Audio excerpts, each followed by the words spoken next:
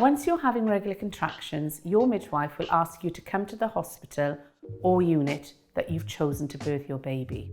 Or if you are planning a home birth, this is when they will come and see you at home. Your midwife may offer you a vaginal examination to check how many centimetres you are dilated. Your cervix will need to be 10 centimetres open before you can give birth to your baby.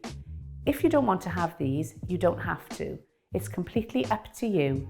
However, this information may support you and those caring for you to make decisions about your care in labour.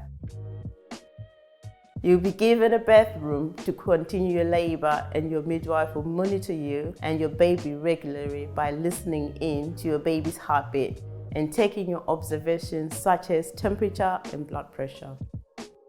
You'll find that your contractions will become more frequent and more intense. They may also last for longer.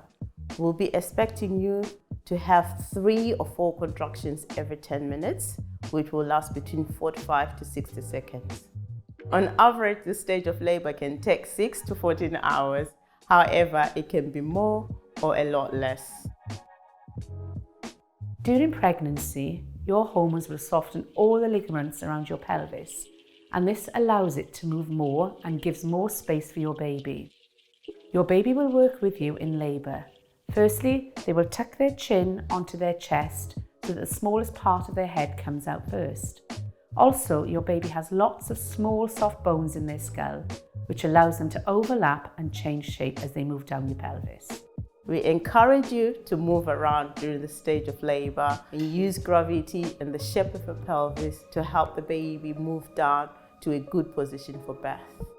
If you're lying on your back, your coccyx will restrict the space in your pelvis, making it more difficult for your baby to move down.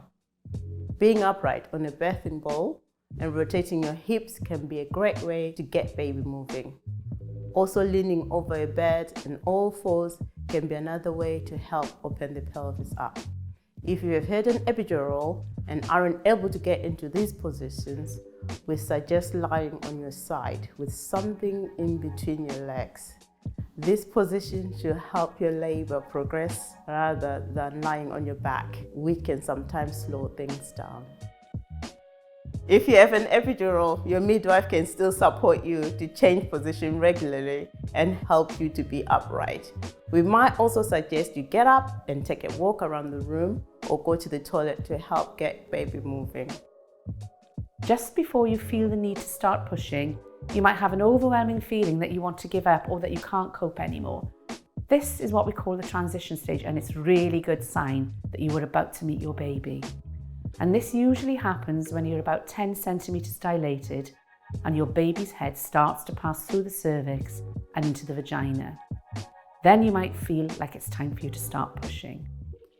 When you're pushing, you will be encouraged to listen to your body and the support of your midwife.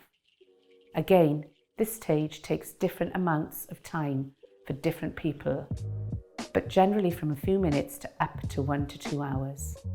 When your baby's head gets close to being born, you might feel a stinging or burning sensation. Midwife call this crowning. This is the very last part of labour just before the arrival of your baby. First, your baby's head will be born. You will then get a moment to rest. Then on the next contraction or 2, your baby's body will be born. Your midwife or support partner will pass your baby to you to hold for the first time.